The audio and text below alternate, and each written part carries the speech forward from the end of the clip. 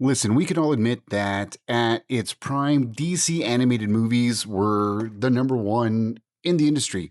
They were peak. They were a hit after hit after hit.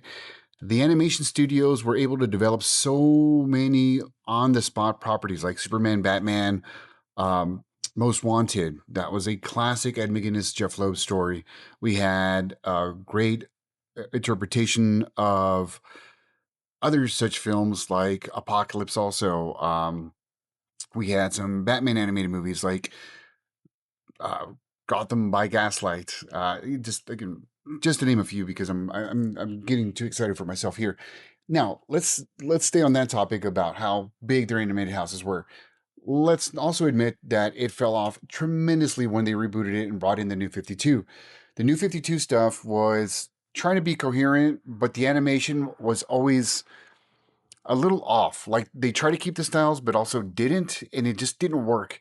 Um, and then when they started going into the movies, then it started getting really weird, especially when it came to the Tomorrowverse. Now it started off strong. I was a fan of Superman, Man of Tomorrow's introductory to us. That was actually really cool. Love the animation. Hell, even the Green Lantern movie was cool. But then we got to Crisis. All right, let's get to just the tail end and the fillers.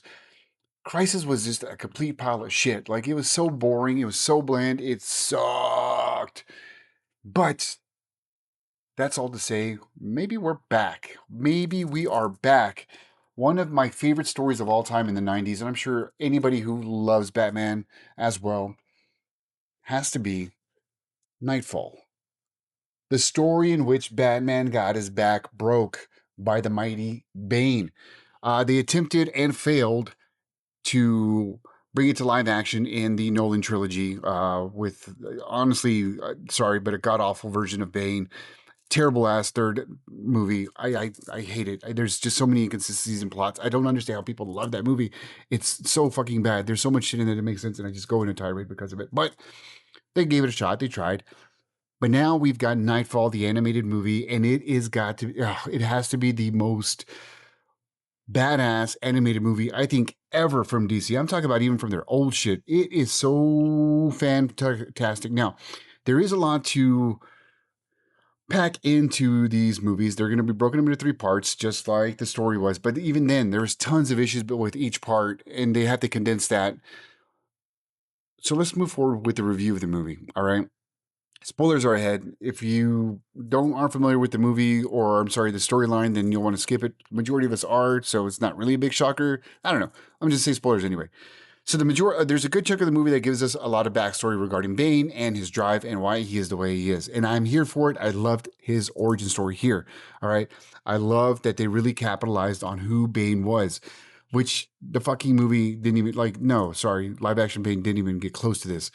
I think the closest I've seen to maybe a good version of Bane was in Young Justice. They gave us a cool one. Justice League Doom wasn't too bad, but sorry, yes, it just looked right. But Young Justice was pretty close to it. But this one is perfect. 10 out of 10. An intimidating ass fucking Bane, a scary ass Bane, just a diabolically strategic Bane. Loved it. We have our Dark Knight as well, doing Batman does, exhausted as fuck from his nightly crusade to get everybody that has escaped. So Bane, in his attempt to wear down Batman, blows up Arkham and everybody escapes. All right. So Batman's doing his best to get everybody there. We have a bunch of really cool sequences with a bunch of different villains. We also spend time with Alfred. We spend time with Tim. We also get a really badass introduction as the movie starts with one of my favorite characters, Azrael. And goddamn, like he just comes in with a fucking fury. This is a hard R rated R movie, okay? Like there's so much gore and violence in this, and it works though. It works with what's going on. So it's not really over the top. But Azrael fucking looks phenomenal on screen. He is voiced by Pablo Schreiber, Leaf Schreiber's brother. I didn't know that, did you? We've got Batman that's voiced by Anson Mount, and then Michael Mando, who recently was a Scorpion in Batman, Spider-Man: Brand New Day. kills it as fucking Bane. All three of these actors really, really bring all their fucking vibes to these characters. So I'm going all over the place. Either way, Azrael is introduced. We're getting his redemption story, just like in the comic, as we see his journey to replacing Batman, due to get his back fucking broken by Bane. That sequence is cool. So we've got a phenomenal action sequence. Visually, this is still the best, I think, looking movie. Honestly, when I was watching it, there's something familiar about it. I was like, what did this remind me of? It reminded me of Spawn, the animated series. The dark tones, not as dark, but really the dark tones of that. Actually, a lot of the animated style itself, even though it's heavily influenced by the greatness that is Kelly Jones, some of his art, most of his art, all of his art in the series was just terrifying. Like he brought this fucking horror part.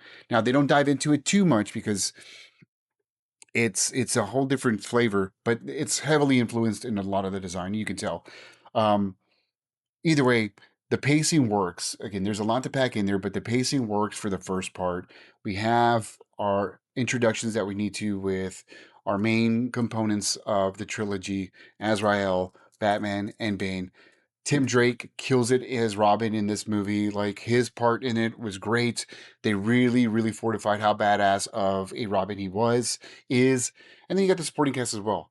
But overall, I loved that just they were able to nail the story dead on, nail the action, nail the animation, the voice acting, phenomenal, 10 out of 10. I can't wait for part two. Apparently, if timelines work the way the past movies have, especially in multi-parted series, we're most likely going to see this before the year's over, part two anyway. So I'm thinking maybe December, and then the third part a few months after that, probably let's say February or March.